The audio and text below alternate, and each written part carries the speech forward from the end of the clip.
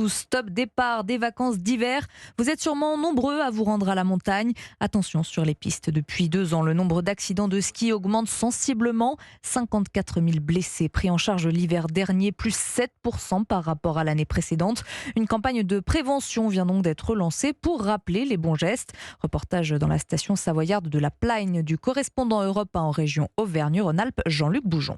Le ski, c'est beaucoup de plaisir, mais aussi un peu de danger avec des comportements parfois répréhensibles sur les pistes, explique Stéphanie, vacancière venue du Maine-et-Loire. Le problème, c'est les gens qui ne savent pas très bien skier et qui pensent qu'ils sont très bons skieurs. Ils ne font pas attention aux gens qui ont des difficultés, donc ça fonce. Et puis, ils ne font pas gaffe à ce qu'il y a en dessous d'eux, ils coupent. Et effectivement, les mauvais comportements sont souvent à l'origine des accidents, explique Luc Nicolino, directeur du service des pistes. Il y a beaucoup de gens qui sont dans leur bulle, à écouter de la musique, à être concentrés sur le film qu'ils font avec leur smartphone. Et du coup, ils font plus attention à ce qui se passe autour d'eux. Chacun a l'impression d'être seul sur les pistes alors qu'il y a beaucoup de monde. D'où cette campagne de prévention des accidents. Première règle, il faut bien se préparer physiquement à skier, conseille Armand Hamel, patron des moniteurs de l'ESF. Le matin, faire un petit échauffement avant de partir, c'est pas mal. Des assouplissements pour chauffer un petit peu le muscle et les tendons. Et puis, il faut bien vérifier son matériel, qu'il soit bien réglé au niveau du poids, des fixations, voir si quand on a un accident, on peut déchausser. Limiter sa vitesse et skier sur des pistes compatibles avec son niveau sont les autres commandements de cette campagne